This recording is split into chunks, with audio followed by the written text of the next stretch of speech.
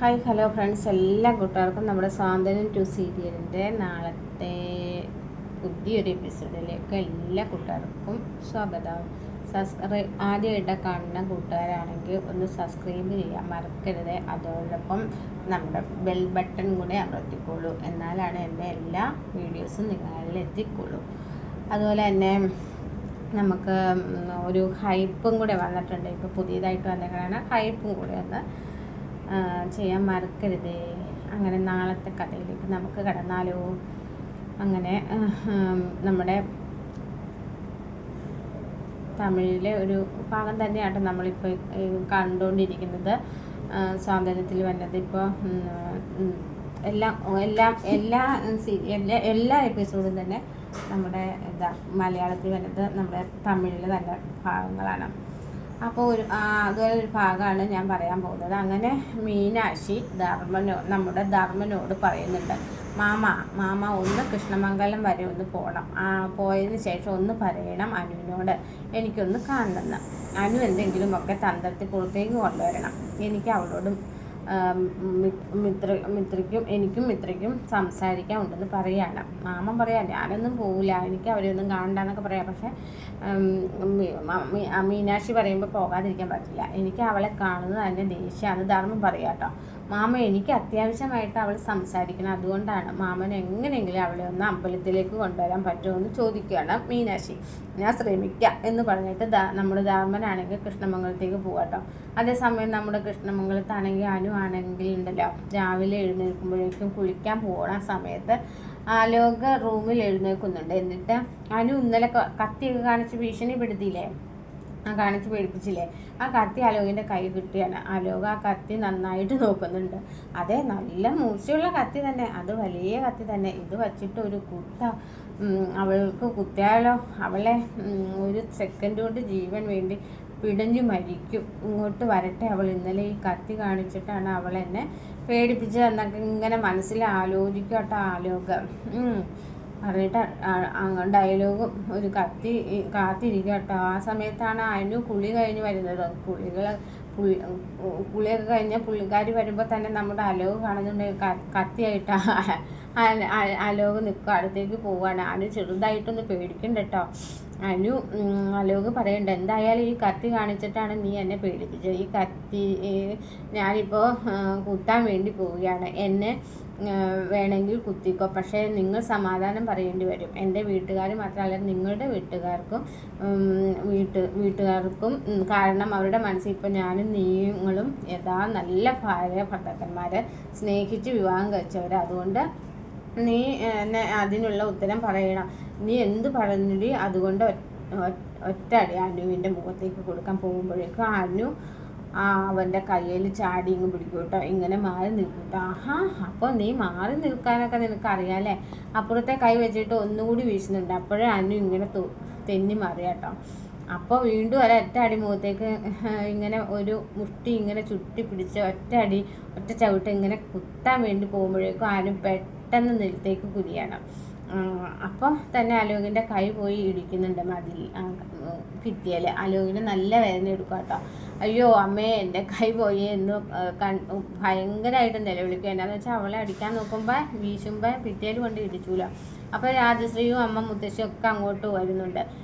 എന്ത് പറ്റി ചോദിക്കുമ്പോൾ അപ്പോഴേക്കും അനു അയ്യോ എന്ത് പറ്റി ഏട്ടാ, അയ്യോ ശ്രദ്ധിക്കണ്ടേ ഏട്ടാ എന്നൊക്കെ പറഞ്ഞ് ഭയങ്കര ആക്ടിങ് കൊഞ്ചി കൊഴിയുക കേട്ടോ അലോകിനെ. അപ്പോൾ രാജശ്രീ വന്ന് ചോദിക്കുന്നത്, എന്ത് പറ്റി, എന്താടി ബഹളം? അതോ അലോകേട്ട ഒന്ന് സ്കിപ്പായതാ അമ്മേ, നേരത്തെ സ്കിപ്പായിരുന്നോ? ഇവിടെ സ്കിപ്പാവാൻ വേണ്ടി എണ്ണയും വെള്ളമൊന്നും ഇല്ലല്ലോ, അത് തുണി ചവിട്ടി സ്കിപ്പായതാ.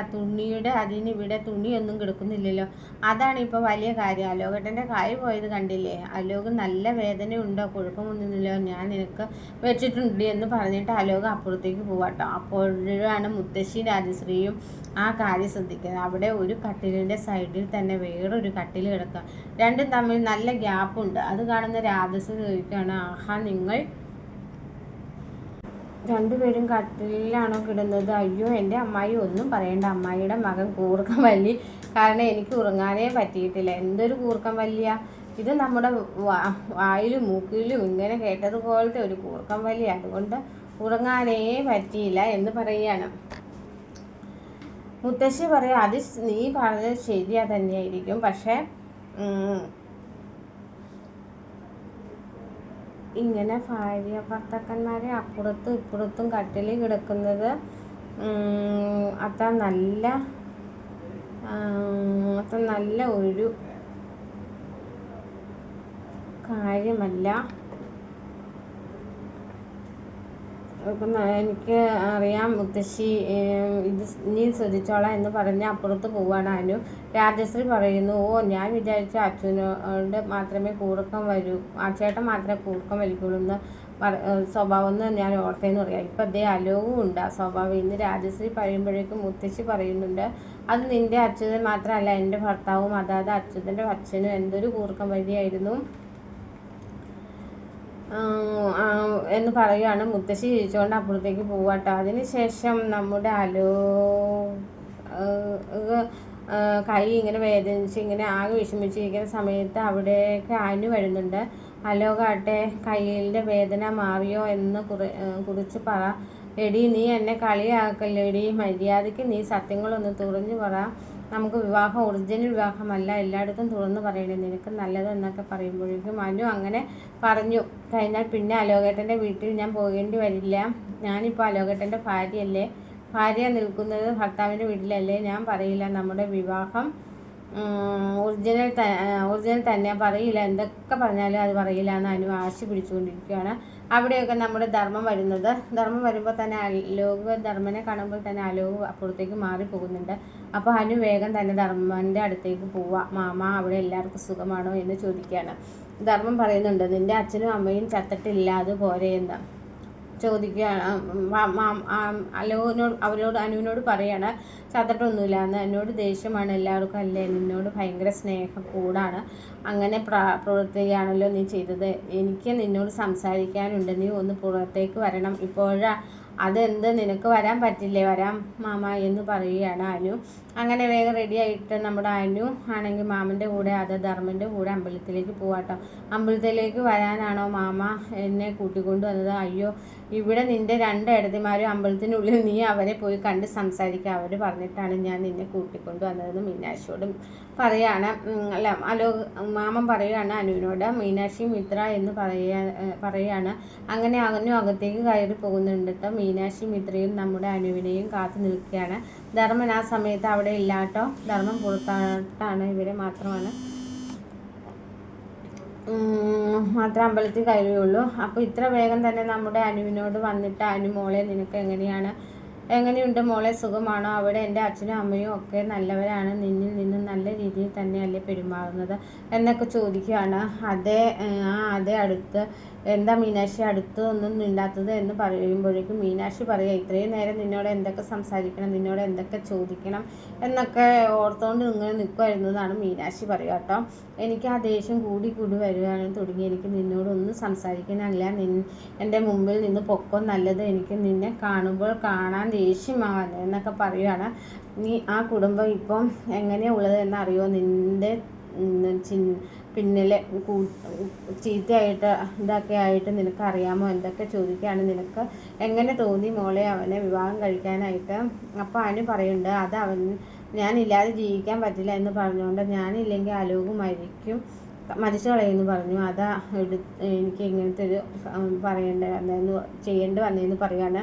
അപ്പോൾ പറയുക, വേണ്ട കള്ളം പറയുക, പച്ചക്കള്ളം, നീ അവനെ സ്നേഹിക്കുന്നില്ല, അവൻ നിന്നെ സ്നേഹിക്കുന്നില്ല, ഇതിനിടയിൽ എന്തോ സംഭവിച്ചിട്ടുണ്ടെന്ന് മീനാക്ഷി പറയുക. ഇത്ര പറയണ്ട, അതെ ഇന്നലെ വിവാഹം കഴിഞ്ഞ് കണ്ട് നീ താലി എടുത്ത് കാണിച്ചില്ലേ, ആ സമയത്ത് അലോകിൻ്റെ മുഖത്ത് ഞാൻ ശ്രദ്ധിച്ചു, അവൻ ആകെ ഷോക്കടിച്ച പോലെ നിന്നു, അവൻ എന്തോ അറിയാത്ത പോലെ, ഒരു മാരേജ് നടന്ന പോലെ അവൻ്റെ പെരുമാറ്റം, അത് ഞാൻ ശരിക്കും ശ്രദ്ധിച്ചായിരുന്നു. സത്യം പറ മോളെ, എന്താ കാര്യം? നിൻ്റെ ഇഷ്ടപ്രകാരമല്ലേ അവൻ വിവാഹം കഴിച്ചത്, അതോ നിങ്ങൾക്കിടയിൽ ഇന്ന് രാത്രി വേറെ എന്തെങ്കിലും നടന്നോ? അവൻ ഭീഷണിപ്പെടുത്തിയോ? നിന്നെ വേറെ ആരും ഉപദ്രവിച്ചോ? അല്ലെങ്കിൽ നീ എന്തെങ്കിലും ചെയ്തോ? എന്തൊക്കെ മീനാക്ഷി ചോദിക്കുകയാണ്. അതുകൊണ്ട് നീ അവനെ വിവാഹം കഴിക്കണമെന്ന് നിർബന്ധം പിടിച്ചത്? അവൻ നിന്നെ ഉപദ്രവിച്ചോ? വേണ്ടാത്ത രീതി? അയ്യോ എടുത്തി, അങ്ങനെയൊന്നുമില്ല, അയാൾ എന്നെ ഇന്ന് രാത്രി തൊട്ടുപോലുമില്ല. പിന്നെ എന്താ മോളെ നിൻ്റെ സ്വഭാവത്തിൽ ഇങ്ങനെ പെട്ടെന്ന് മാറിയത്? അത് എടുത്തി നിങ്ങൾ വിചാരിക്കുന്ന പോലെ ഒന്നും അല്ല കാര്യങ്ങളെന്ന് പറയാട്ടോ. നമ്മുടെ അതിന് നടന്ന കാര്യങ്ങളൊക്കെ തുറന്ന് പറയാട്ടോ. മറ്റേ എഡിറ്റിംഗ് ഫോട്ടോ കാണിച്ച് പേടിപ്പിച്ച കാര്യങ്ങളൊക്കെ പറയുകയാണ്. അങ്ങനെ പല കാര്യങ്ങളും പറയുമ്പോഴേക്കും മീനാക്ഷി പറയാം, ഓഹോ അപ്പോൾ എഡിറ്റിംഗ് ഫോട്ടോ കാണിച്ചതിന് ഭീഷണിപ്പെടുത്തി വിവാഹം കഴിച്ചാണല്ലേ? എല്ലാം എടുത്തി, അതൊന്നും അല്ല, എഡിറ്റിംഗ് ഫോട്ടോ കാണിച്ചു. പിന്നെ എനിക്ക് എന്നോട് ഞാൻ മാപ്പ് പറഞ്ഞ എല്ലാം ക്ഷമിക്കുക എന്നും പറഞ്ഞപ്പോൾ ഞാൻ മാപ്പ് പറയാൻ വേണ്ടി പുറത്തേക്ക് പോയി. ആ സമയത്ത് അലോകിൻ്റെ ഗുണ്ടകൾ വന്ന് എന്നെ തട്ടിക്കൊണ്ടുപോയി. പിന്നീട് ഞാൻ എവിടെയോ വന്നിട്ട് ആ താലിമാല ഞാൻ തന്നെയാണ് എടുത്തണിഞ്ഞത്. എന്തൊക്കെ അനു ഈ പറയുന്നതെന്ന് ചോദിക്കുകയാണ് മീനാക്ഷി. അപ്പം ചോദിക്കണ്ടേ, എങ്കിലും താലിമാല വലിച്ച് നീ വീട്ടിലേക്ക് ഓടി വാ എന്ന് പറയുമ്പോൾ എന്തിനാ എടുത്തി, ഞാൻ വന്നിട്ട് എന്താ ചെയ്യാനാ? നാട്ടുകാരുടെ മുമ്പിലുള്ള നാണം കിട്ടില്ലേ? നാട്ടുകാർ എന്തെല്ലാം കഥകളാണ് പറയുന്നത്. ഞാൻ വീട്ടിൽ വന്ന് ഞാൻ കൂടുതൽ മോശം കഥ പറയും എന്നൊക്കെ പറയുകയാണ് അനു. ഇപ്പോൾ അലോകിൻ്റെ ഭാര്യ പോലെയല്ലേ ഉണ്ട്. ഇപ്പം ഞാൻ വീട്ടിൽ നിന്ന് അലോകിൻ്റെ കൂടെ ഒരു ദിവസം കഴിഞ്ഞ് ഞാൻ വീട്ടിൽ വന്നു എന്നൊക്കെ പറഞ്ഞിരിക്കും നാണക്കേട്. അതുകൊണ്ട് ഞാൻ ഇതൊക്കെ ചെയ്ത പിന്നെ എല്ലാത്തിനും സുകന്യയെടുത്തി ഉണ്ട്. അലോകിൻ്റെ ഫോൺ വരുമ്പോഴൊക്കെ എനിക്ക് കൊണ്ട് തരുന്നത് അമ്മായി അന്ന് പറയാണ്. അലോകിനോട് സംസാരിച്ച് നീ അല്ലാതെ ആരെങ്കിലും ഈ കാര്യം സുകന്യയെടുത്തോട് പറയുമോ എന്ന് ചോദിക്കുകയാണ് മിത്ര. അവരെ ആ വീട്ടിൽ ഏറ്റവും കൂടുതൽ വിഷമാണെന്ന് പറയാം മോളെ സുകന്യയെടുത്ത് പറയുന്ന സമയത്ത് അങ്ങടുത്ത് പറഞ്ഞുകൂടെ, ഈ സത്യം ഇപ്പം തന്നെ അച്ഛനോടും അമ്മയോടും ഒക്കെ പറയാം, നീ വാ എന്ന് പറയാം. വിളിക്കുമ്പോൾ അനു പറയും, ഇല്ല എടുത്ത് ഞാൻ വരില്ല, ഇതിപ്പോൾ ഇങ്ങനെ തന്നെ എനിക്ക് പകരം വീട്ടണം എന്ന് അനു പറയാണ്. അനുവിൻ്റെ കൂടെ പകരം വീട്ടാൻ മിത്രയും മീനാക്ഷിയും കൂടെ നിൽക്കുന്ന ഭാഗമാണ് നമ്മൾ ഇനി കാണാൻ പോകുന്നത് കേട്ടോ. ഇത് തമിഴിലെല്ലാം ഇങ്ങനെ 100% ഇത് തന്നെയാണ് തമിഴിലും, അത് തന്നെയാണ് നമുക്ക് മലയാളത്തിലും കാണാൻ പറ്റുന്നത്. വീഡിയോ ഇഷ്ടമായാൽ ലൈക്ക് ചെയ്യാൻ മറക്കരുത്. അതുപോലെ തന്നെ സബ്സ്ക്രൈബ് ചെയ്യാനും കമൻറ്റ് ചെയ്യാനും മറക്കല്ല കേട്ടോ. തമിഴിലെ റിവ്യൂ പറയുമ്പോൾ ഒരുപാട് ഇതാണ് പറയുന്നത് കേട്ടോ. തമിഴിലെ ഭാഗങ്ങളാണ് ഞാൻ ഇതിൽ പറയുന്നത്. അതുകൊണ്ട് വരും ഭാഗങ്ങളിൽ നമുക്ക് അനുവിനുള്ള എല്ലാം ബാലനും മിത്രയും എല്ലാവരും അറിയും. അതാണ് ഇനി വരാൻ പോകുന്ന ഭാഗങ്ങളിലെ കഥ ഇഷ്ടമായെങ്കിൽ ലൈക്ക് ചെയ്യാനും കമൻറ്റ് ചെയ്യാനും മറക്കരുത്. Okay, bye bye, see U.